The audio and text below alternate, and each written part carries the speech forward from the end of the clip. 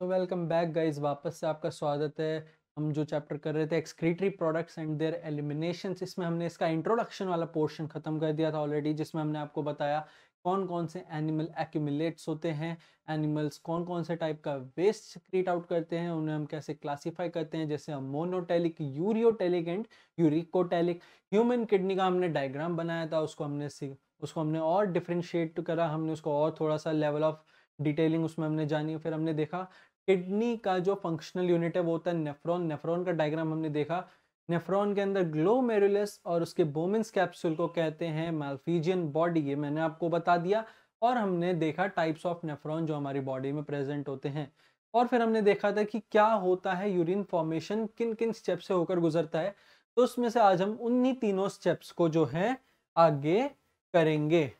तो मैंने आपको ये बताया था last time, ultra filtration, reabsorption and tubular secretion. अच्छा, अब अल्ट्रा फिल्ट्रेशन में क्या काम आता है? अल्ट्रा फिल्ट्रेशन बेसिकली हमारा बेस्ड है इसी एरिया पर। ये जो अपना एरिया नहीं, ये बोमन्स कैप्सूल और ग्लोमेरुलस वाला, इस एरिया पर ये ही पूरा बेस्ड है। ये ग्लोमेरुलस और बोमन्स कैप्सूल में जो ये एरिया है, यही इसका पूरा बेस है। तो इधर बताते हैं। लेट सपोज ये मेरा ग्लोमेरुलस है, ठीक है। यहाँ से ब्लड वेसल्स आएंगे और पूरा अंदर वेस्कुलर स्ट्रक्चर है। ये मेरा ग्लोमेरुलस। अच्छा, ये है मेरा बोमन्स कैप्सूल, ये मेरा बोमन्स कैप्सूल। अच्छा, तो इसमें आप देख सकते हो इसमें तीन चीजें कौन कौन सी? पहली चीज तो ये है ना, तो तीनों को साथ साथ दिखाते हुए चलते हैं। ये, हाँ, तो पहली चीज है lining of epithelium, epithelium of glomerulus, glomerulus, पहली चीज। दूसरी चीज क्या है? यहाँ इनके बीच में ये एम्प्टी स्पेस दिख रहा है ना। दूसरी चीज है ये एम्प्टी स्पेस, वो भी देखते हैं, है ना। ये क्या है? Empty space between Malpighian body. अब ये क्या होता है मैंने अभी थोड़ी देर पहले बताया, वापस नहीं बताऊंगा। Malpighian body. और अगली चीज क्या है? अगली चीज है ये लाइनिंग का। अब ये लाइनिंग क्या है? लाइनिंग क्या है? Inner epithelium, inner epithelium of what? Of women capsule, women's capsules, ठीक है। ये हमारे पास इसकी तीन चीजें प्रेजेंट हैं। अच्छा, अब इसमें आपको यहाँ पर इसको जो है थोड़ा सा और बड़ा करते हैं ना, इस डायग्राम को और बड़ा करते हैं, या इधर करते हैं, इधर ही एकदम नीचे रहेगा। लेट सपोज ये जो है, ये है वो सबसे ऊपर वाले ग्लोमेरुलस का ये ब्लड वेसल है। तो ये क्या है हमारे पास? ये lining of epithelium of glomerulus, इसके अंदर हमारा ब्लड आएगा, ये रहा, ठीक है। बीच में हमारा एम्प्टी स्पेस, जिसको ये लोग नाम देते हैं बेसमेंट मेम्ब्रेन, बेसमेंट मेम्ब्रेन, ये हमारा बेसमेंट मेम्ब्रेन। और इसके नीचे क्या है हमारा? Inner epithelium of Bowman's capsule. तो यहां पर ये रहा,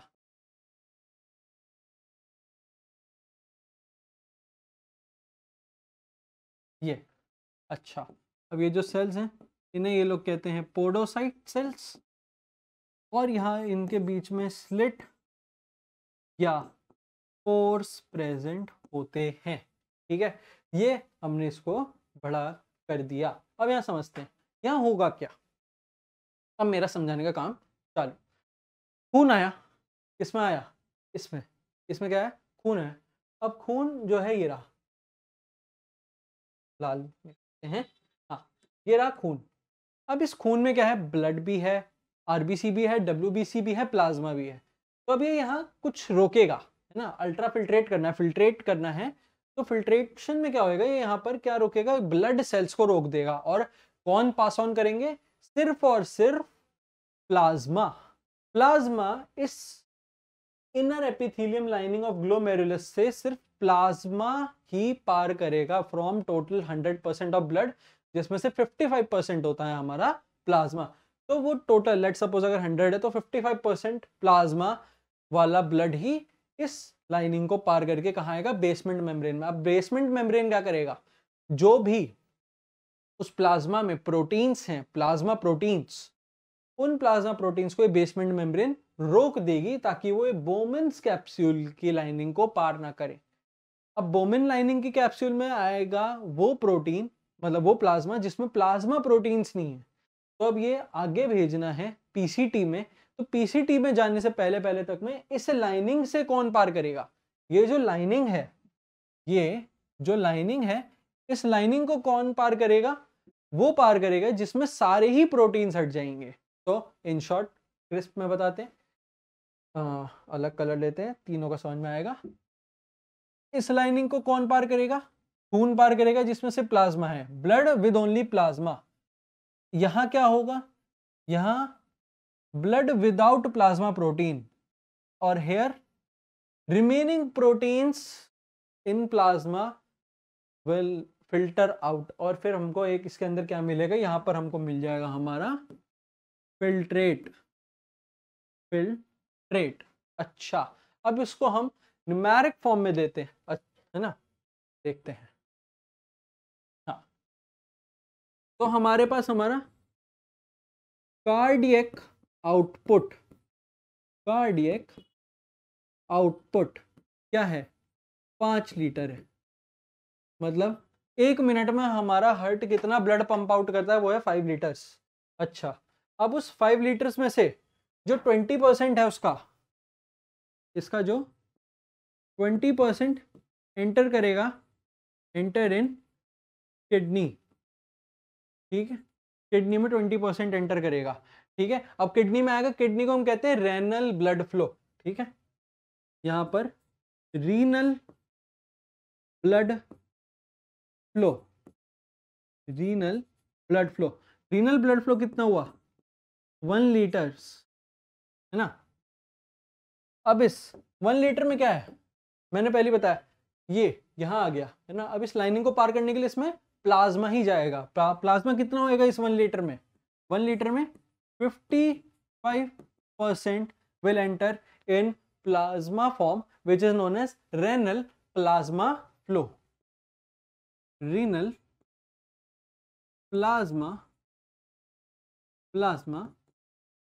flow, renal plasma flow। अब अच्छा, ये 1 लीटर का 55% क्या होगा, 625 ml, 625 ml।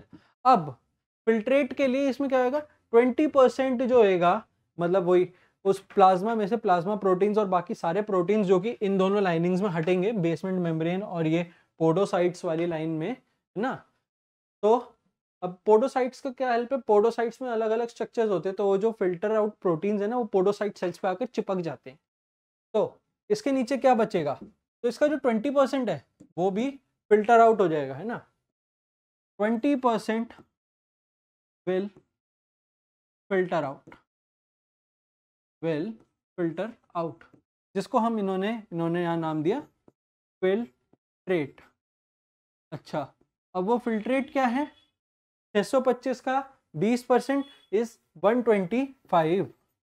125 ml हमारे पास फिल्ट्रेट बच जाएगा। तो ये हमारा टोटल हो गया। अच्छा, अब एक दिन में कितना फिल्ट्रेट होता है ना, इन 1 day 180 litres of filtrate comes out from each. मतलब अब देखो, ये तो एक से निकला, एक नेफ्रॉन है, 1 मिलियन नेफ्रॉन एक किडनी में, दूसरी किडनी में भी 1 मिलियन। तो टोटल इनसे जो ऐसे 125 करके जो निकलता है, तो जो टोटल हमारे पास फिल्ट्रेट आता है, net filtrate in 1 day 180 litres 180 litres of filtrate filter out, हाँ इधर एक link, filter out from both kidneys both kidneys।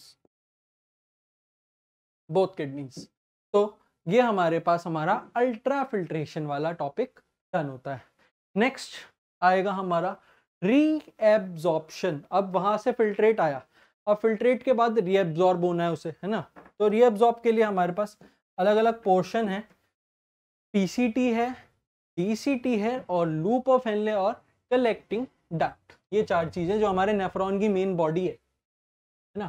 तो पीसीटी पहले ही बता देते हैं, यहां पर मैक्सिमम रीएब्जॉर्प्शन होती है, मैक्सिमम रीएब्जॉर्प्शन होती है।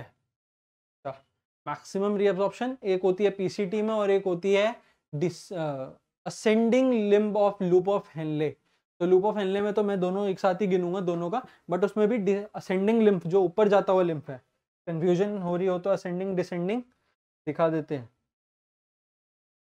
ये नीचे आता हुआ डिसेंडिंग, ये ऊपर जाता हुआ असेंडिंग। तो इस वाले में होती है और पीसीटी में होती है ये, और ascending limb of loop of Henle ये मैक्सिमम रीअब्जॉर्प्शन होती है इन दो जगहों पर। मैक्सिमम रीअब्जॉर्प्शन पीसीटी में होती है और ascending limb of loop of Henle में। अच्छा, अब इसमें क्या क्या होता है, इसमें हमारा 70 to 80% of electrolytes and water की रीएब्जॉर्प्शन हो जाती है। अब ये एक्टिवली भी करता है और पैसिवली भी करता है कुछ ना कुछ। तो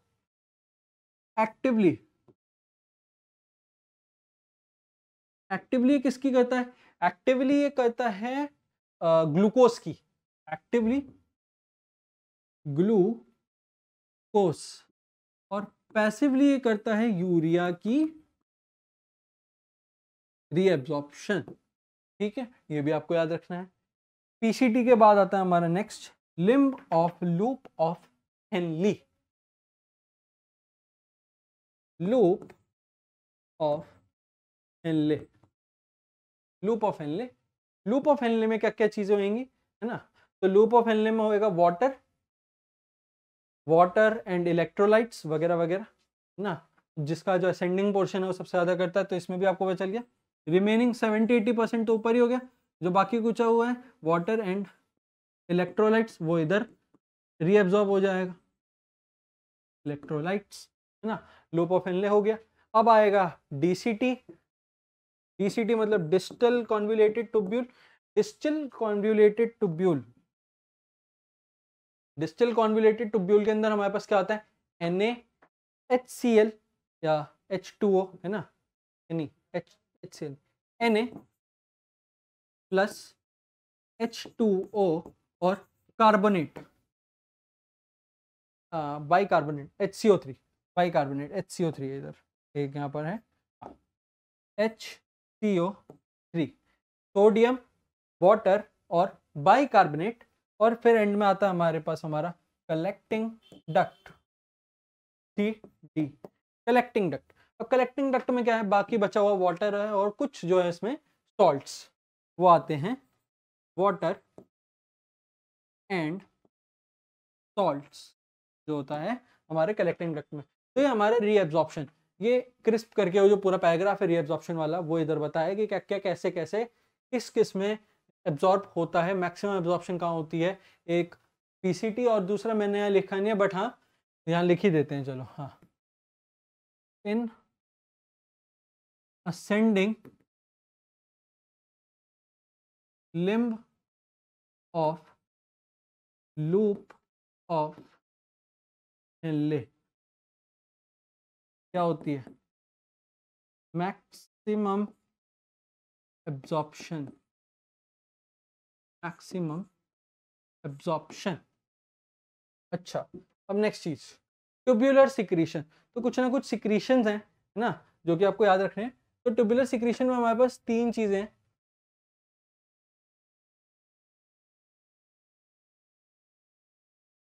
ठीक है, तो पहली चीज है पीसीटी, दूसरी है डीसीटी और अगली है collecting duct. PCT, DCT and collecting duct. अच्छा, अब इनमें क्या है, क्या क्या चीजें होती है पीसीटी में? पीसीटी में H प्लस सिक्रीट होता है। H प्लस के बाद मतलब इसमें अलग अलग चीजें हैं, H प्लस है, K प्लस है, NH3 है। तो H plus, K plus and NH3 plus, ये पीसीटी में होता है। डीसीटी में भी सेम है, H प्लस है, H प्लस है, K प्लस है और NH3 प्लस इसमें भी है डीसीटी में। और एंड में बचता है हमारे पास हमारा कलेक्टिंग डक्ट, उसमें आपको जो है NH3 नहीं दिखेगा क्योंकि अमोनिया पहले ही सारा सिक्रीट आउट हो जाता है। तो उसमें हमारे पास सिर्फ H प्लस है और हमारा K प्लस है। इतना ही आपको ट्यूबुलर सिक्रीशन में दिया हुआ है कि कैसे कैसे कौन कौन से ट्यूब्यूल्स में पीसीटी का proximal convoluted tubule, distal convoluted tubule, collecting duct, it is also a tubule, tube की फॉर्म में। उन ट्यूब में कैसा कैसा कौन कौन सा सिक्रीशन होता है, H प्लस, K प्लस और NH3। NH3 यहाँ पे प्लस हटा देते हैं 3 से, हाँ हाँ, NH3 माइनस में है, हाँ, इलेक्ट्रॉन्स के साथ छेड़छाड़ नहीं। H plus, K plus, NH3 PCT और डीसीटी में सिक्रीट आउट होते हैं और कलेक्टिंग डक्ट में सिक्रीट आउट होता है हमारा H प्लस और K प्लस। एंड में आता है हमारा आज का लास्ट टॉपिक जो कि है काउंटर करंट मैकेनिज्म। तो काउंटर करंट मैकेनिज्म में क्या है? Counter current mechanism, let suppose हमारे पास यहाँ पर एक सिलेंड्रिकल शेप है जिसके अंदर हमारा फ्लूइड भरा हुआ है और साथ में अंदर सॉल्यूट्स भी प्रेजेंट हैं और थोड़े कम हैं। साथ में एक और सिलेंडर है जिसके अंदर भी फ्लूइड भरा हुआ है और उसके अंदर सॉल्यूट की अमाउंट थोड़ी ज़्यादा है ऊपर वाले से। अब अगर इन दोनों को हम सेमी परमिएबल मेम्ब्रेन से जोड़ देंगे तो यहाँ पर क्या होगा, जिधर सॉल्यूट ज़्यादा है उधर कंसंट्रेशन ज़्यादा होती है। तो उधर कॉन्सेंट्रेशन ज़्यादा होती है तो जो ऊपर वाले सिलेंडर है उससे जो फ्लूइड है वो नीचे फ्लो करेगा कॉन्सेंट्रेशन को बैलेंस करने के लिए, और नीचे से सॉल्यूट्स ऊपर जाएंगे। ऊपर पानी का लेवल कम है क्योंकि, और सॉल्यूट भी कम है। तो इसी को घुमा फिरा कर क्या बताते हैं, ऑस्मोसिस की डेफिनेशन ऐसी निकलती है ना, सॉल्यूट को बैलेंस करना है, कॉन्सेंट्रेशन को बैलेंस करना है। तो इसमें भी यहाँ पर दो चीजें हैं, यह है वासा रेक्टा और यह है लूप ऑफ हेनले। अच्छा, अब यहाँ आप देखेंगे तो यहाँ बढ़ रहा है ना, 300, 400, 600, 900, मैक्सिमम 1200 और यहाँ वापस घटना शुरू हो गया। सेम इधर है। अब ये काउंटर क्यों बोलते हैं? इसके एक लिम में देखिए यहाँ से जो कॉन्सेंट्रेशन है वो 300 से बढ़ते बढ़ते यहाँ बढ़ रही है, इस वाले में बढ़ रही है ना, और यहाँ घट रही है वापस से 1200 से कम होती गई। सेम इधर, यहाँ ऐसे नीचे जाते हुए बढ़ रही थी मैक्सिमम और वापस घटने लग गई। तो इन दोनों में देखिए काउंटरली करंट जो है फ्लो हो रहा है, इधर ऊपर जाते हुए घट रहा है, इधर नीचे आते हुए बढ़ रहा है। सेम इधर नीचे आते हुए बढ़ रहा है और ऊपर जाते हुए घट रहा है। तो ये है काउंटर करंट जो हमारी एनसीईआरटी में हमको गिवन है। अच्छा, अब इसको समझाते हैं पूरे को, ये इसे हटाते हैं। हाँ, तो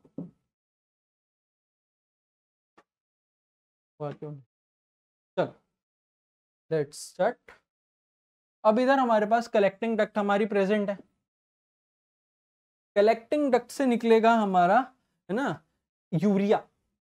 कलेक्टिंग डक्ट से यूरिया निकलेगा। अच्छा, अब इसमें हमको जो यूरिन है वो हमको चाहिए कॉन्सेंट्रेटेड। ठीक है, कॉन्सेंट्रेटेड मतलब उसमें अमाउंट ऑफ सॉल्यूट होना चाहिए। तो इसमें से खून निकलेगा और यहाँ आगे से यूरिया आगे जाएगा, यूरिन जो है वो आगे इसमें से जाएगा। कलेक्टिंग डक्ट में यूरिन होएगा, तो यूरिया निकला। अच्छा, अभी यूरिया निकला तो अब यहाँ पर जो है Na निकलेगा, इसमें से Na बाहर निकलेगा। NaCl जो है इसमें मतलब इसमें से नहीं, वो इसमें, हाँ ठीक है, सॉरी डायग्राम में थोड़ी सी गलती हुई थी। यहाँ पर Na का एरो यहाँ है, Na इसमें से बाहर निकलेगा। इसमें से Na बाहर निकला, इसमें से Na बाहर निकला और Na कहाँ गया, इसमें गया। अच्छा, अब Na इसमें गया तो यहाँ पर सॉल्यूट्स ज्यादा हो गए तो इसका कॉन्सेंट्रेशन बढ़ता रहेगा, बढ़ता बढ़ता इधर आ गया। अच्छा, अब जैसे यहाँ इधर आया, यहाँ 1200 मैक्स है ना, 1200 मैक्स है। अब 1200 से जैसे ही ऊपर चढ़ने को हुआ तो अब यहाँ देखा कि यहाँ तो कॉन्सेंट्रेशन ज़्यादा है, कम करना पड़ेगा खून में। तो कॉन्सेंट्रेशन को बैलेंस करने के लिए यहाँ बताया था क्या आया था, पानी। तो यहाँ से क्या निकलेगा, पानी निकलेगा, पानी इधर जाएगा, इधर से पानी निकला, इसमें क्या, और ये कॉन्सेंट्रेशन कम होती गई। वहां क्यों बढ़ी, क्योंकि Na बढ़ा रहा था कॉन्सेंट्रेशन को, और यहाँ कम क्यों हुई, क्योंकि यहाँ से पानी कम कर रहा था। अच्छा, अब इसमें जब पानी निकल जाएगा, मतलब यहाँ से अगर मैं पानी निकाल दूं, सारा इधर डाल दूं, तो यहाँ सॉल्यूट्स ही बच जाएंगे ना ज़्यादा। तो यहाँ से जब पानी निकल रहा है तो इसके काउंटरली इसमें क्या होएगा, यहाँ पर कॉन्सेंट्रेशन बढ़ता चला जाएगा, है ना। अब यहाँ कॉन्सेंट्रेशन बढ़ते हुए यहाँ मैक्सिमम हो गया, इसमें भी है, यहाँ ऊपर जाते हुए कम क्यों हो रहा है, क्योंकि यहाँ से Na निकाल रहे हैं, मतलब Na क्या है, सॉल्यूट है, सॉल्यूट ऊपर जा रहे हैं, तो यहाँ पर फ्लूइडिटी ही बच जाएगी, फ्लूइडिटी बचेगी, मतलब कॉन्सेंट्रेशन कम होती रहेगी। तो यहाँ ऊपर आते हुए भी कॉन्सेंट्रेशन कम हो गई। वापस से एक बार और समझाते हैं, एक बार और शुरू से शुरू करेंगे, क्योंकि इसके अलावा हमको आज और कुछ देखना भी नहीं, तो इस पे तो टाइम दे ही सकते हैं। यहां से कलेक्टिंग डक्ट, ये हमारी कलेक्टिंग डक्ट, कलेक्टिंग डक्ट से निकला है यूरिया। अब हमको यूरिन चाहिए कॉन्सेंट्रेटेड फॉर्म में। यहां हमने देखा कि जो उसका जो लेवल है वो है 300। अच्छा, यहां से इसको देखते हुए Na+ और Cl- ऐसे ऐसे कुछ कर करके NaCl में भी most of the time NaCl जो निकलेगा, NaCl इधर से बाहर निकला, NaCl चला जाएगा इस वासा रेक्टा के इस वाले लिम्ब में। यहाँ से जो है कॉन्सेंट्रेशन जो है ज्यादा होती रहेगी, क्यों, क्योंकि Na एक सॉल्यूट है, सॉल्यूट का अमाउंट ज्यादा होएगा, इसलिए यहाँ पर नीचे आते हुए कॉन्सेंट्रेशन बढ़ते हुए मैक्स हो जाएगी। अब यहाँ से ऊपर जाते हुए यहाँ पर जब मैक्स है तो ये कम क्यों होएगी, क्योंकि इस वाले लिम्ब से H2O इस वासा रेक्टा में एंटर करेगा, और जैसे ही अमाउंट ऑफ फ्लूइड यहाँ ज्यादा होगा, यहाँ पे कॉन्सेंट्रेशन कम होती रहेगी।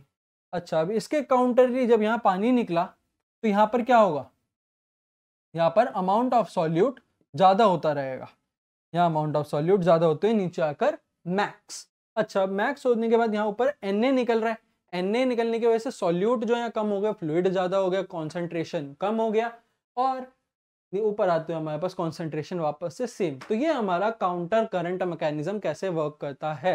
नेक्स्ट टाइम हमें इसमें करना है इसका मिक्ट्यूरेशन, अदर एक्सक्रीटरी प्रोडक्ट्स जो कि लिवर जो कि किडनी के अलावा होते हैं, और रास के बारे में जानेंगे, रेनिन एंजियोटेंसिन एंडोस्टेरोन सिस्टम और सम डिसऑर्डर्स। नेक्स्ट टाइम वाला लेक्चर भी हमारा, चैप्टर भी हमारा खत्म हो जाएगा। Thank you so much.